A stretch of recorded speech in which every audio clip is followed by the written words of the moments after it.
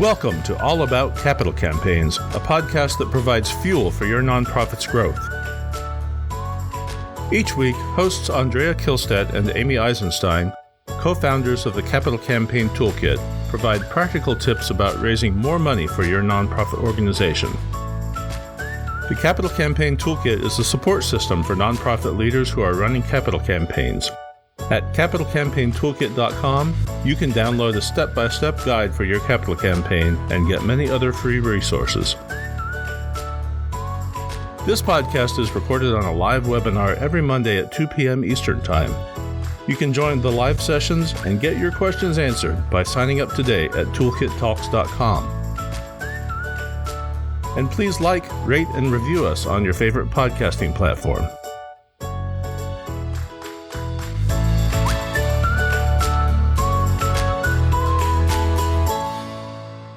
We are in a business that takes courage. We, particularly in the capital campaign business, are in a business that takes courage because our kind of fundraising, capital campaign kind of fundraising, is not just a matter of sending out thousands of letters and then sitting there and hope people send you gifts, right? That doesn't take a whole lot of courage, or nowhere near as much courage as the kind of fundraising capital campaign requires, which is that you actually identify and build a relationship with people and figure out how much you can ask them for a more significant project, and actually go and have conversations with them about making larger gifts to your organization.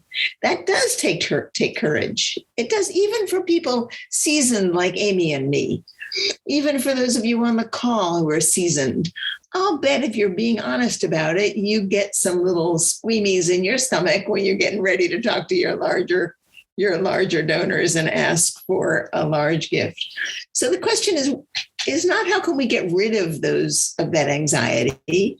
It's part and parcel of this business, and it sort of puts us at our best in a way. But the question is, how can we move through it? What can we do to move through it? So just cycling back one more time to the mini campaign, what we do in the mini campaign program is that we provide a peer group for people to count on, to call on, to get support from as they face their fears. And many of them are first-time fundraisers in this kind of fundraising. And they do get to face their fears. So finding a peer group and setting up a peer group for yourself is a great way to help you get over your anxieties about fundraising, you ask me. And Jacqueline in the chat said, even before you started talking, it takes courage to fundraise. And I think that's the bottom line, is it does take courage to fundraise. You know, as I'm listening to you talk about it taking courage to do capital campaign fundraising specifically, that's, the business we're in and the biggest type of fundraising that there is, usually the biggest fundraising endeavor that an organization embarks on.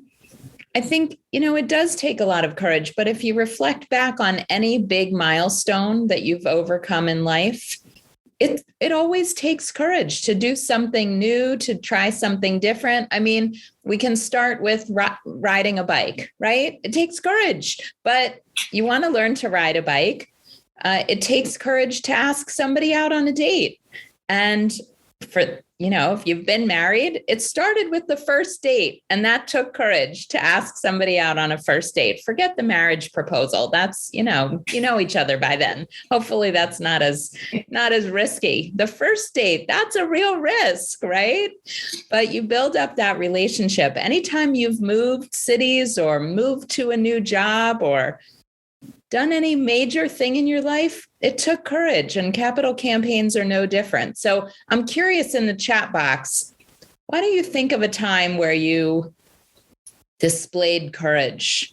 Think back on a moment in your life where you really, you were scared of doing something, or it was risky, and you overcame it. Like, what did you do to overcome it? What did you do to push past the fear and do it anyways? Because I think that there are many moments in any capital campaign or fundraising in general where you do have to try new things. You have to go past your comfort zone. You have to push outside the box. You have to talk to new people. You have to talk to them in different ways. You have to ask for things that you've never asked for or that you've never asked that person for. So I think, it's a really important conversation. All right. Let's see. Miriam says we presented our guided feasibility study to the core committee and the board last week. It went well. Now we need to completely retool the goal and change the scope of the campaign. I don't know why without an annual fund, but okay. It took courage. Yes, leaving my journalism career after 20 years and going into fundraising cold. That did take courage. That took courage. Indeed. Indeed. Most things worth doing take courage. Yeah. And, Amy's pointing out in the chat that it takes a team. You're not on your own in terms of this courage, but I think it takes group and individual courage. It takes courage as a group to agree to move ahead with a project like this, but it does take a lot of individual courage. There's a lot of individuals making these decisions and making these asks. Yeah. All right, Andrea. So let me just invite everybody once again to put in questions. Maybe everybody's burned out from the end of the year, right? Are you all fried from the end of the year fundraising? There's no questions. You can't even think of what to ask. I think that's fine, Amy. We can have a gentler and kinder toolkit talk. We don't always have to be so wired. You and I get so wired about this, right? We're just always going 50 miles an hour. And I think sometimes it's good to actually reflect. I mean, Amy, thinking about courage, the reality is that it took courage to start the toolkit, right? That this was not an obvious thing to do. And we made a real decision that we were going to make a commitment to put together a new way for people to get capital campaign services. And in the beginning, when we really didn't know what the model was, and we would sit there kind of spending hours and days, we would go off on retreats trying to figure it out. And both of us had other commitments and other obligations. And it took courage to do that. How did we get past that, Amy? Yes. Right? It's interesting to think about because it's all the same thing. How do you push yourself into doing something that doesn't feel like it's tried and true, that doesn't feel like you've done it, like you really know how to do it, right? Yeah. And how do you make it okay? I think this is the core of the question. How do you make it okay to try something that you may not be fully confident in, and know that even if it doesn't work the first time, you can tinker with it and play with it, and that people will be kind and supportive, right? If you just try, right? Yeah. If you try something new, and that it's not like you try something new and then you're done. They're never going to talk to you again, right? I think if we can get in that frame of mind, we become a lot more courageous. That's right.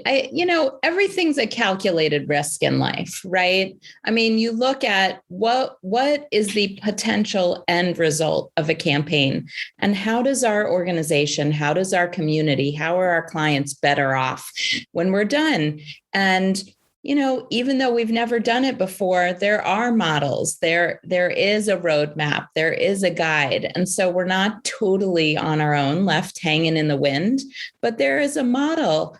And we take calculated risks, and we do a feasibility study to make a plan and guide the way and pave the path, so that it's not 100% risk, all risk and no reward, but the reward is there. I like some of the comments in the chat box. Jacqueline saying, "Pray and do it." I mean, you combine some prayer with some planning. I don't like to rely just on prayer, but yeah, you make a plan, you pray on it, and you go for it. Yeah, Maravich has posted something in the Q&A. She says, "I have this mantra: leap, and the net shall appear. I think there's a whole lot to be said for that. Here's why I think that works, actually. I think it works because most of us are actually quite creative, and we are able to create solutions once the stakes get high enough. So when we leap, the stakes get high, and then we figure out, all right, here are the various ways in which we can create the solutions. So I think that it's not like the net just appears. It's like you weave the net, right? You weave the net so that it catches you. And I think you have to give yourself the sort of the understanding that you are the creative force that can take a big leap of faith, that can jump out and make something happen, because you have some confidence that you will be able to be creative enough and to be thoughtful and planful enough so that you can find the way forward. And that really is the way Amy and I created the toolkit. It wasn't that we knew what we were doing. We knew a lot about fundraising. We knew a lot about capital campaigns. We didn't really know what the model should be, but we had confidence in ourselves and in one another that we could adapt the model as we began to understand what the realities were, that we could take in information and change and adapt the model until it worked. And that's really what we've done. I mean, that's been an interesting lesson in courage, Amy. Yeah, I think, one of the things you always point out, Andrea, is I'm such a planner. I set a lot of goals and, so I set a big goal each year. And with the toolkit, the year one was create a model and see if it works, right? And then by gosh and by golly, it did work. So year two was set up systems. Now that we know the model works, now we set up the systems. And year three, are other things. So what is the big goal? I think the analogy and the visual of weaving the net as you leap is such a powerful one. Heidi's saying she made a list of pros and cons. She talked to experts and then figured, if they could do it, we can, she can do it. And I think to a large extent that's true, right? There's people who have gone down this capital campaign road or building a business road. For us, it's building a business. For you, it's building a capital campaign. You make a list of your strengths, your weaknesses that you're going to get stronger at before you embark. You make a list of the pros and cons. You talk to a lot of people, and then you go. And it's okay if you don't get every step along the way right. You pivot, you turn, you backtrack, you move ahead. It's beautiful. So I just want to welcome James Moses Peter, who has joined us now. It was on my screen where you're from, and now I've missed it. Sudan, I think. Is that right? From Sudan. Somebody's on the call from Sudan. Isn't that spectacular? From Australia and Sudan, it always makes me happy.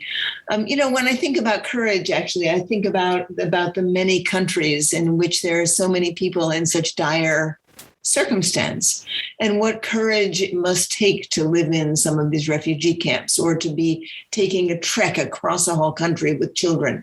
The courage and the resilience and the remarkable human qualities it takes to do that. And if people can do that, honestly, asking people for a gift and as we sit in our comfortable offices, that's nothing, right? We should remember that on the scale of 1 to 100, right? Our sense of courage is like down at the bottom.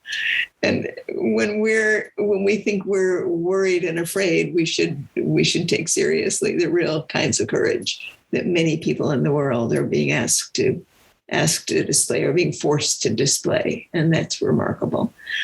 Nancy, Sharon, you have, I think that's just right. In the Q&A, you say you two are offering an encouraging outline of being with courage and ambiguity. And I think that's right on the money, that it takes courage not to know the answer. Right? It takes courage to do something if you're not sure of the answer. And of course, that's what happens when you ask someone for a big gift, right? If you go to someone who's never given you $100,000 before and you ask them for $100,000, that's ambiguity, right? You need to be ready to respond or to listen or to. I think that there is something powerful in that idea that we create as we go, and if we have confidence in our ability and skills to create, then we can be more courageous. I mean, that sounds a little woo-woo, but I think it really is true, actually. Amy, someone asked when we created the toolkit. Thea asked, I think we're coming on our third year of the fourth toolkit. year. We just finished our third year. Oh my goodness, can you believe it? And we started working on it a good year before that. Right? Yeah. So yes, the toolkit has been officially in business. We're just finishing celebrating our third year anniversary, and we're going into our fourth year. But we've been working on it for a long time. All right. Miriam's asking, do you have any suggestions on starting a campaign plan so the board and campaign committees will follow it?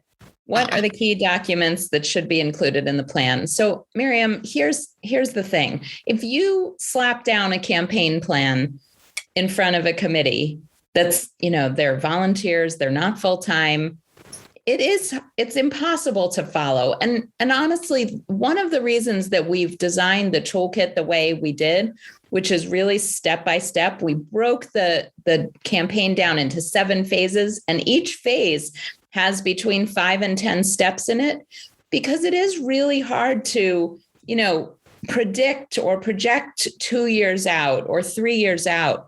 So what I would put in front of the campaign committee is, here's a broad sweeping plan, but over the next 2 months, this is what we're focused on. And that's what they can focus on. Or the next 3 months, these are the next 2 steps.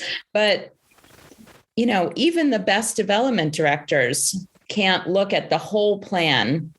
It's good to know it's there. But to me, it's really about step by step. What are they expected to do next? What's coming down the pike? What do they need to prepare for? What can they do? The key documents, we can rattle off some of the key documents that are in the plan. A good capital campaign plan starts with your campaign objectives, your gift range chart, donor recognition plan, communications plan, a budget, a timeline. But those things are all in the toolkit, which you, Miriam, who's asking the question as a paying member of the toolkit, has access to. It is listed. There's a campaign plan checklist and all the associated documents. And I'm happy to point you to that. Andrea, do you want to say anything about having the board and the campaign committee follow the plan? Yeah, Miriam, there are only a few things that most board members can grasp and can hold on to. And it is your job or the job of the key development people to put them out so clearly and simply that board members can get them. And one of them is the timeline. Right? When are you planning to go public, and how much money do you have to raise before you go public? So a clear sense, not month by month or week by week of the timeline, but the big outlines of your campaign.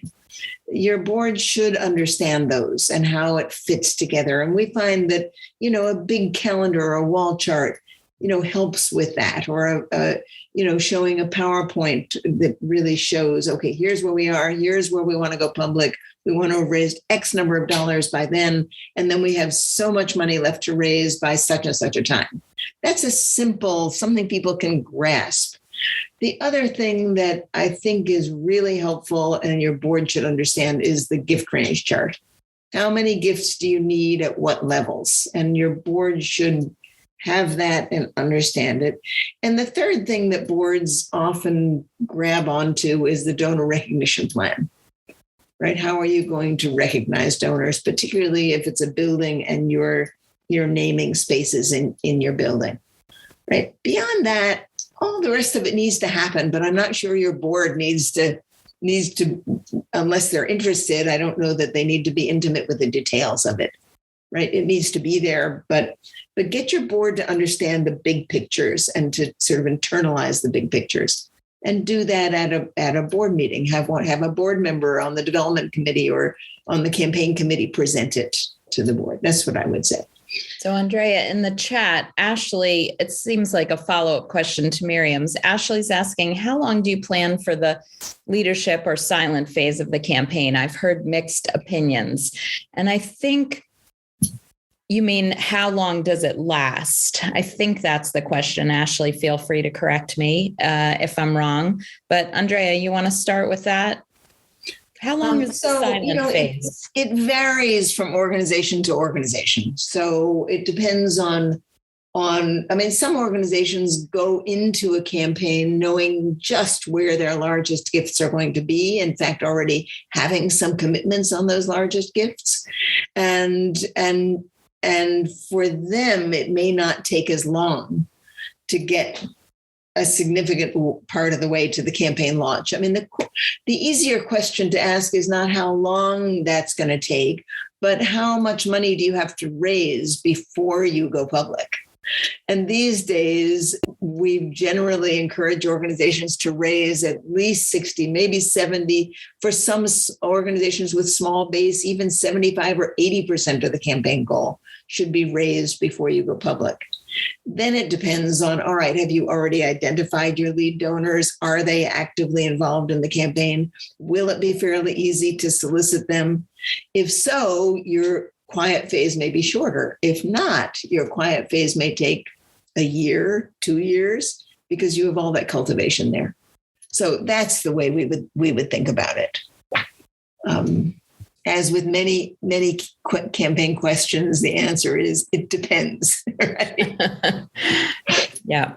I think, though, what has always struck me about our timeline, when I look at the timeline that we have for the Capital Campaign Toolkit for all campaigns, and it does vary, that if you're thinking about 70% of your money being raised or 75% of your money being raised in the quiet phase, it probably takes 75% of your 2 to 3 year campaign period, right? It's not quick. And I think a misconception is that the public phase is the long phase. But if you're only raising 20, 25, 30% of your campaign goal, that should be the shorter phase. Does it always work perfectly aligned like that? No, but in people's heads, you have this long quiet phase, and that's just not, public phase. And really, you have to raise the bulk of your money in the silent phase. So that's as long as it takes. If it's a year, if it's 6 months, if it's 18 months, that's how long it takes. All right. So I just have to read this chat, and John sent it just to us. Thanks for the courage message. I put you on mute, called the donor who has not answered my previous messages, and she just gave $5,000. Thanks for the courage to call again. Yay, John. Excellent. All right. Isn't it amazing what courage will do? Really? So here's another way to think about courage, Amy. That courage is fueled by commitment, right? That if you feel strongly enough about what your organization is doing, or about why you want to do something, the reason behind why you want to do something, then it's easier to just simply move past your discomfort, right? And one of the ways to get courage is to spend some time, an hour or two, actually going and looking at and being reminded of the power of your programs, right? If it's a school, go and wander around among the students in the classrooms. If it's an animal shelter, go and take a look at the animals and see, remind yourself of why you're doing the work. And that will do wonders. If you're any organization, go to the heart of your mission and remind yourself in a tangible, real way of what's important about it, why it matters, and why you care. That'll help you. It won't make you stop being anxious, but it'll help you get over your anxiety. Okay. Somebody anonymously is asking, can you talk about courage and being in a new organization that hasn't really done much asking in fundraising, and how to present to the board and staff that capital campaigns will require asking.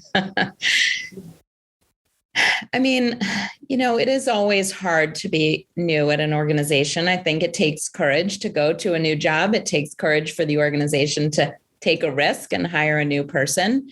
It takes courage for donors and nonprofit staff to get to know one another and trust one another.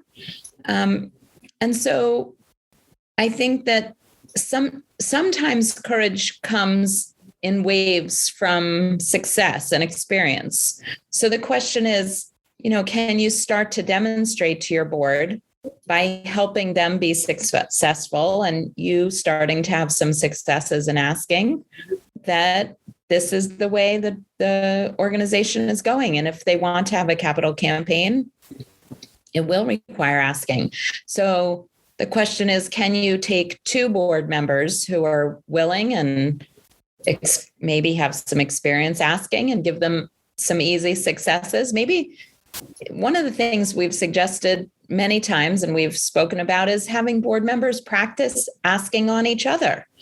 And it's not a fake ask, it's a real ask, but it's practice in the sense that they give each other feedback afterwards, but have 2 or 3 board members ask the rest of the board members. And then afterwards, it's a real ask they're expected to give, and then say, what felt good about that? What felt awkward about it? What should we do differently or better? And have them practice that way. What else do you want to add, Andrea? I think that's so important. And, telling people that you're practicing asking them, even though it's a real ask, does a couple of things. It not only makes it okay for you to make a mistake, but it gets them on your side. Right? The other side of it is that if people are helping you learn, they want you to succeed. Right. And I've told this group before, I'm sure, that I sometimes coach or advise young artists who are trying to raise money, young musicians or artists. I'm interested in the arts, and I will often say to them when they ask me for advice, and I talk to them about fundraising and about asking, and I always end by saying, listen, if you can get the courage to come and ask me for a gift, you have to come and you have to actually ask me for a gift. You can't just, come and fumble around. You have to ask me for a gift. I said, if you do that, I will give you a gift, right? I say, that's my commitment to you. And then I watch and see what happens. And it's amazing to me that only about half of them have the courage to come and ask, even though the outcome is already decided, right? And if they come and they do a good job and they ask me for a gift, if I can, I say yes to whatever it is they ask me for, right? It's easy money. So it's interesting to me how hard it is to face people, and to do that. And when you get over it, it works. It's like John, all he had to do was find the courage to pick up the phone again. And I love that you did it right in the middle of this call, John. Yes. You know what? When the courage strikes you, do it. Don't wait. The courage may leave. All right. Barbara's asking a good question about year end, and I'm guessing that year end fundraising is on everybody's mind. So Barbara says, we are just starting the public phase of our campaign, and you're 4/6 of the way towards your goal. That's very specific. But we're feeling a real hit to our annual appeal with most of the donors. The phrase you used is low hanging fruit, but we're really trying in fundraising to get away from that phrase. These are people, they're individuals, they're not low hanging fruit. So let's so any suggestions for posting the annual appeal as we approach the end of the year? Boosting. Yes, boosting. That's the word. Okay. There was a little typo. So, I don't know how you've asked the 4/6 of your donors, or, you've gotten to your goal. Presumably, you've told all of your donors that you hope that they will continue to give at or above their regular annual fund levels, and their gift to the campaign should be over and above what they normally give for the annual fund, because you have to keep running your annual fund. You have to keep operating your programs and services even as you build towards a campaign. And so, at this stage of your campaign, as you get ready to go into the public phase of your campaign, you may be doing more bulk solicitations in writing and email and things, direct mail, but all correspondence, whether it's in person or written or however it is, all solicitations should acknowledge both the annual fund and the capital fund and say, listen, we can't do one without the other, right? If the annual fund collapses, then our capital campaign doesn't matter because we won't be here to do it. And any capital gifts, we're asking every donor to really consider that their capital gift is a special one-time gift over and above what they normally give for their annual fund, so that we can continue to serve the needs of our clients in the way that they do. So that's how, I suggest approaching it. It sounds like you need to go back to some of your donors that you've already asked for gifts, because it sounds like maybe you didn't do that. And so go back to them and say, listen, you gave the most generous capital gift, and I want to make sure that we at least acknowledge or ask you also for an annual fund gift, because you've been such a generous annual fund donor. And so it may take a little backpedaling, but I think that sounds like what you probably need to do. Yeah, I think that's great advice, Amy. I mean, I think if I were in Barbara's position, I'd probably look at the top 20 campaign donors through the last year, the people who've given you the largest gifts. And I would gather up my courage and I would call every one of them, or Zoom with every one of them, or sit down with every one of them and say, here's where we are. Last year you have given, I would look at their giving pattern.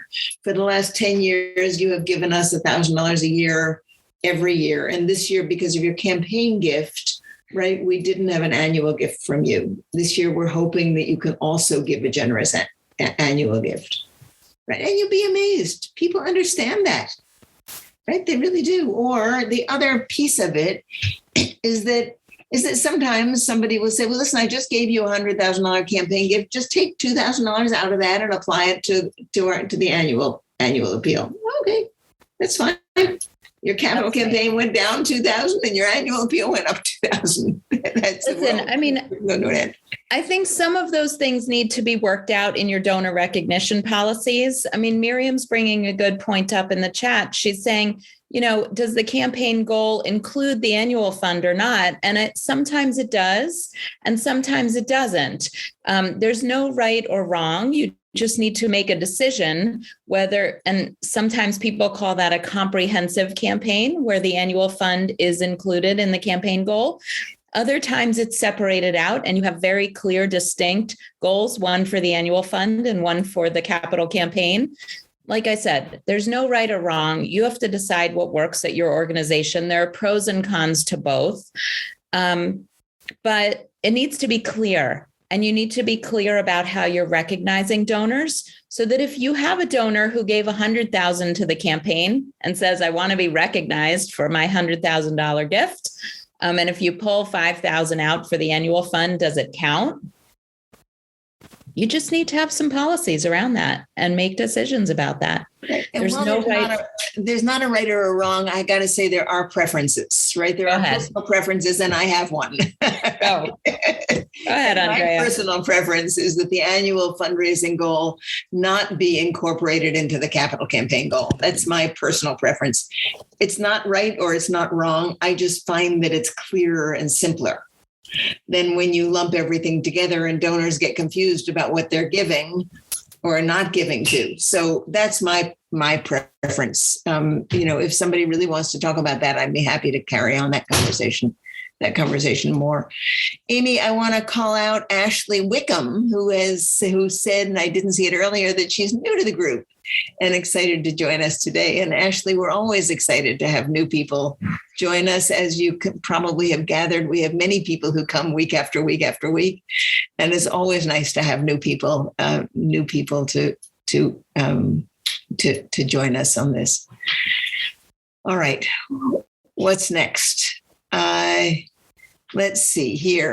Carol, should we go? Let me go with Carol. Carol, this is a pretty long question, but I'm going to see if I can tackle it. She's involved in performing arts organization planning. They were thinking about a capital campaign for a new performing arts space. Then the pandemic hit and they had to stop having performances and put the idea on hold. And now it's not the time to ask people for money. Starting to think about picking it up, but doesn't have the zing of pre-pandemic. Let's see. Andrea's comment about building courage by revisiting the mission, by walking around. This gave me insight. Much of performing arts activity was on hold too. And with it, the on-the-ground realization of the mission. So it helps me understand why there's less zing.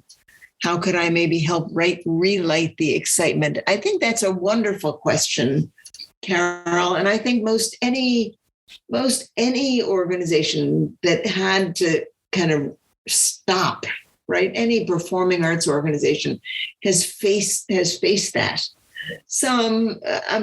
Some for various reasons end up having some resources, some money. But the question, I think, is now, can we really start having performances again? And what have we missed in not having performances? And I think that's worth a lot of conversation with your donors. I think the whole question about why live performance matters and what you can do. Can you begin to have small live performances? Can you have a strong enough vision about what might exist and what can exist in the performing arts world to re-envision that? We are working with several performing arts organizations, including a big one in Canada, actually. And I think they just approved the largest campaign that they've ever launched. 100 million plus. Yeah, 110, I don't know, a lot. It's a great big campaign. So I think it's, there are performing arts organizations that are using this opportunity to retool their vision, to excite people with the understanding that live performance matters. How much we've missed it matters. I'd probably start having conversations about that. Right? How much have you missed live performance? What does it mean to you? What can we be doing? What's the role in the society? And what kind of a performance space will suit our needs now? Then you're going to get some kind of a buzz. Right? Remember, this is not, the fundraising is only about making a vision real. And you have an opportunity post-COVID to say, let us look at our vision. Let us look at what's important about this. So you have an exciting opportunity. We'd be happy to hear from you. We like performing arts centers. All right. Sharonda's asking a great question. She says, we don't know if we need a capital campaign. We don't need a building, but I would imagine that some software, hardware could be considered capital. So that's super interesting, Sharonda. Thank you. I bet a lot of people are wondering, what is a capital campaign, right? Do we need a building? And the answer is no, you don't need a building to do a capital campaign. Not all capital campaigns have buildings. We like to think of capital campaigns more as capacity campaigns. Does the effort increase your capacity to serve the needs of the community that you serve, of the people you serve? Now, generally, you wouldn't do a capital campaign. A capital campaign, by definition, is a big once-in-a-while fundraising effort every 10 or maybe even 20 years. So when you say some software, hardware, to me, that doesn't invoke a capital campaign. It may be a mini campaign. I don't know if you need $20,000 or $100,000 or $50,000. So that might be perfect for our mini campaign boot camp. But to me, a capital campaign really transforms your organization. So, when you say some software or hardware, that doesn't sound transformational. Of course, I don't know any of the details of the campaign, but when you're thinking about a campaign, there's a lot of things that you're raising money for. It's new programs and services. It could definitely be software and hardware and technology, and updating infrastructure and capacity. So you don't need a building, but I want you to think bigger. What's the end goal? What's the case for support? It's not about hardware, but what does that hardware enable you to do? Does it transform your programs and services? Does it get you to the next level of service? If it does, it's a capital campaign. Otherwise, maybe it's part of your annual fund. Maybe it's a special mini campaign effort. Okay. Yeah, Amy's made a good comment on that. And the issue is, how your finance people determine budgeting is quite different from the way we think about capital. Right. They're just different uses of the language. They're both appropriate. They just keep in mind that the finance people are going to be doing it one way and the capital campaign people are going to be doing it another. The other kinds of things you can raise money for for a capacity campaign is you can raise money for startup programs, for re-envisioning what you're doing, for evaluation and planning, for anything that gets you thinking, not just incrementally, but thinking about bigger and longer term growth. And it doesn't need to be $10 million. You can do a campaign for $1 million that, would boost your organization to the next level of operation. And honestly, everybody should do a capital campaign every 5 to 10 years. It's good for you. It's good because it gets you to exercise your courage muscles. It's unless you've accomplished the mission at your organization, then growth is what the future of your organization is. And capital campaigns are about growth. Otherwise, you're stagnant. You're staying where you are. All right. Ellen says, we're considering a capital campaign to raise funds for our aging population of individuals with disabilities. Let's see, not easy to get our heads around, but relevant and necessary. I think that's right. It's always overwhelming to think about a capital campaign, any big effort. And a lot of times we do talk to people who haven't quite figured out what the campaign objectives are or should be.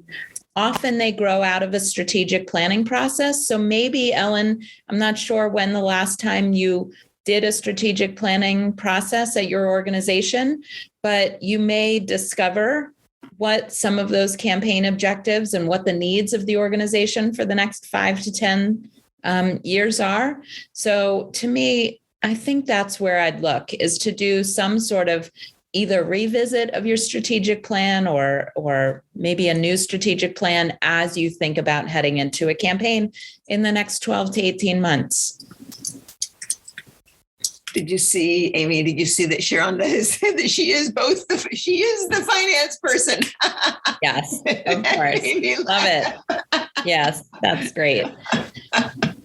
All right. Listen, I want to encourage everybody and invite everybody who's thinking about a campaign, whether you're 2 months off or 10 months off or a year and a half off, talk to us. I mean, honestly, that's what we're here for. We want to help you think through your individual scenarios, challenges, pickles, to give you courage. We want to ask you the questions and provide you with food for thought to give you courage to proceed with the campaign. Andrea's right. If your organization hasn't done a campaign in 8, 10 years, it's time to start thinking about it. It's the next stage of growth for organizations. And we would love to support you through it. So, Amy, I just got an email from one of our clients who had set out to raise $10 million this year on a much larger goal. But they had set out this year to raise $10 million, and they're going to do it, right? The last I heard, they were $300,000 short, and they were going to do it before the end of the year. They have 10 days left, and they will do it. And I got an email from her saying it has been utterly remarkable. We never in a million years, for us, raising $1 million was so remarkable, before. And I never imagined that this would happen, that we actually could do this. And what did it take? Just sort of thinking in my mind, there is no particular difference in the organization, right? It's that they pulled their ideas together. They sharpened the vision of what it is the organization was going to accomplish. They came up with a plan about how they could actually move their mission forward more quickly. They did the things that you do in a capital campaign to actually go to people and ask them for help, for a clear vision of making a bigger difference in the world. And people responded. The very same people who had been giving them at a much lower level stepped up and gave them at a much higher level. And right. What's the difference in that? Courage. Yes. Courage. The courage to think bigger. The courage to think that you can actually make a bigger difference in the world is the first part of the courage. And then once you've kind of wrapped your brain around that, and that's not simple, by the way, I don't mean to make light of that, right? If you've been running a nice little organization that operates at a nice little level and you know how to do that and is stable, it's no small thing to decide you're going to look seriously at what you could do to double the number of people you serve, right? Or whatever suits your mission. That's no small act of your mind to do that, even to think about that.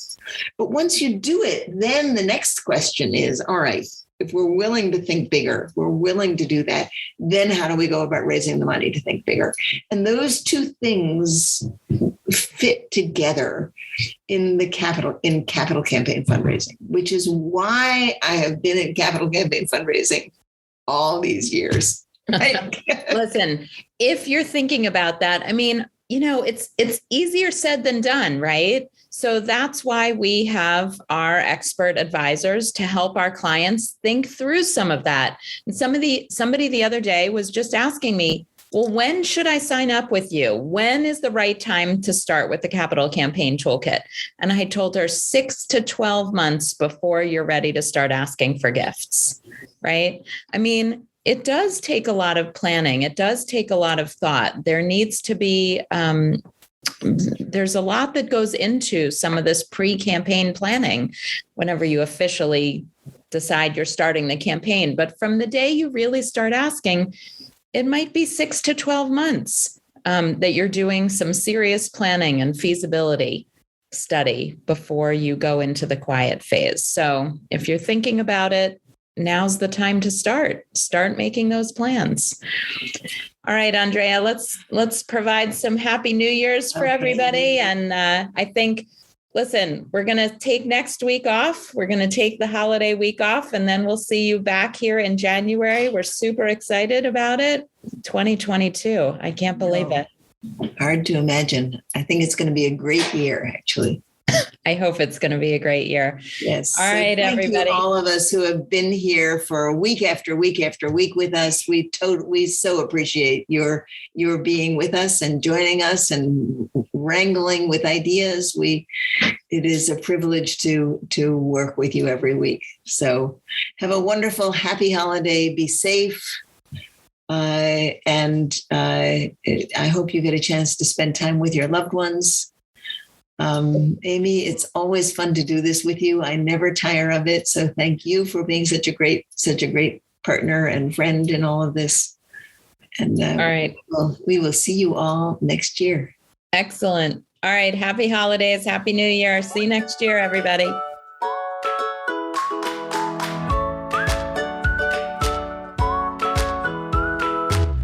Thanks for joining Amy and Andrea for today's All About Capital Campaigns. To learn more about them and their work together, go to capitalcampaigntoolkit.com and please like, rate, and review us on your favorite podcasting platform.